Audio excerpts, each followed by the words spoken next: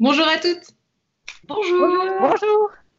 Nous sommes en compagnie de trois artistes ou plutôt trois carabouquinistes et vous allez comprendre pourquoi. Virginie, Julie, Stéphanie, merci d'être avec nous. Merci. Merci beaucoup. Plaisir. On vous connaît tous trois pour être des carabouquinistes, pour être à la tête du carabouquin à Gland. Et c'est un carabouquin, cette fois-ci, 2.0 au vu de la situation. Julie, expliquez-nous comment est née cette idée.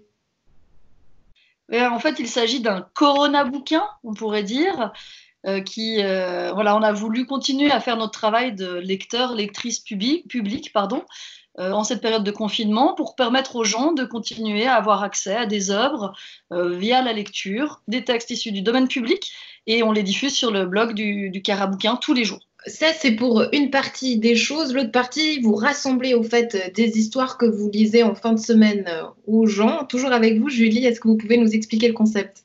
Oui, alors ça, une autre part du travail, c'est qu'en lien, en partenariat avec le Théâtre de Grandchamp, qui a lancé une opération qui s'appelle Il était une fois, et les gens ont une semaine pour nous envoyer un texte qui est mis ensuite en lecture par des comédiens professionnels qui sont donc les carabouquinistes. Donc c'est l'occasion, un, de se lancer dans l'écriture, et deux, d'être lu publiquement par des comédiens professionnels, donc avec le ton, etc. Je vous invite à découvrir la première lecture, celle de la semaine passée, qui était lue par Virginie, et qui est vraiment superbe. Donc c'est chouette pour tout le monde, c'est un espèce de win-win qui met en contact la population directement avec les ouvrages à produire, la nouvelle création. Mhm. Virginie, Stéphanie, c'est là que vous rentrez en piste. J'ai envie de dire, ben, on l'a entendu, hein, Virginie, votre première lecture a été faite. Comment ça s'est passé? Eh ben, très bien. En fait, je l'ai reçu par mail de la part de Julie.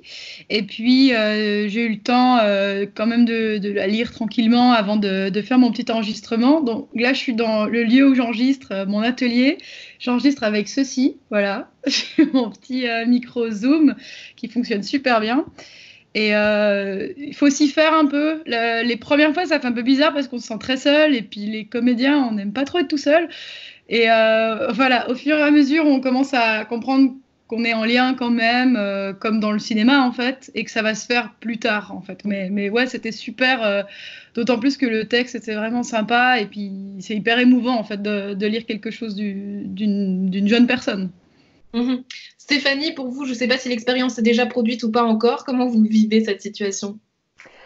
Alors de mon côté, j'ai pas encore eu l'occasion de lire un texte écrit par un jeune auteur, mais je me suis mis à la lecture à haute voix il y a très très longtemps. C'est quelque chose que je pratique depuis longtemps. Depuis chez moi aussi, avec mon petit compagnon. Je ne sais pas si vous le voyez là derrière. Ouais. Et ça fait plus de 15 ans en fait que j'enregistre à domicile des bouquins, des livres parlés bruts, comme on les appelle. Ce ne sont pas des livres audio comme on trouve sur le marché, c'est vraiment juste les livres parlés pour les associations de braille de Genève notamment et du Valais. Et là, pour le carabouquin, j'ai choisi les Fables de La Fontaine. Donc, je me mets, si vous voulez, dans un contexte de petite histoire courte que je peux livrer du coup quotidiennement à Julie. Et voilà. Et donc, c'est très, très chouette à faire. Mais pour moi, de mon côté, je ne ressens pas ça comme un moment de solitude. Au contraire, c'est plutôt un moment méditatif. Ça fait penser à l'époque où je développais des photos en labo. C'est un peu cette même ambiance-là que je retrouve. Souvent, j'enregistre le soir, tard, après minuit. Donc, c'est vraiment des moments de confinement dans le confinement, quoi. On connaît le succès du carabouquin auprès des enfants, et là, vous rencontrez un autre succès, les personnes plus âgées qui commencent gentiment à vous écouter aussi grâce au site internet. Ça peut paraître surprenant. Finalement, la technologie arrive aussi aux personnes plus âgées. Alors, je pense que c'est une vraie découverte ou redécouverte. Donc oui, effectivement, on a des personnes qui, du haut de leurs 65, 70 ans, nous écrivent pour nous dire: «Ah, j'ai écouté Le Petit Pousset. Ah, j'adore écouter Jules Verne». Donc c'est vraiment une belle reconnaissance. Ensuite, ça permet aussi de nous rendre compte qu'on ne fait pas ça pour rien, ce qui est quand même assez agréable. Et puis, je me dis, ben, on va faire plus, on peut faire plus. Je pense qu'effectivement, dans les EMS, les gens sont très isolés. et que là, pour le coup, Internet, c'est compliqué parce qu'il faut avoir accès à un ordinateur qui est souvent détenu, enfin, c'est pas détenu, il est souvent au moins du personnel soignant qui en a plus besoin que les résidents. Et donc, on est en train de réfléchir à ce qu'on va pouvoir proposer pour aller encore plus loin. Et c'est vrai que là, je lorgne un peu du côté de NRTV en me disant la télé, ils l'ont tous dans les maisons de retraite, dans les SEMS. Donc, peut-être que c'est un format qui pourrait s'y prêter. L'appel est lancé, j'espère qu'on pourra le réaliser. Merci beaucoup, mesdames, d'avoir été avec nous et de faire vivre cette culture. Virginie, Stéphanie, Julie, prenez soin de vous, à bientôt. Merci Andrea.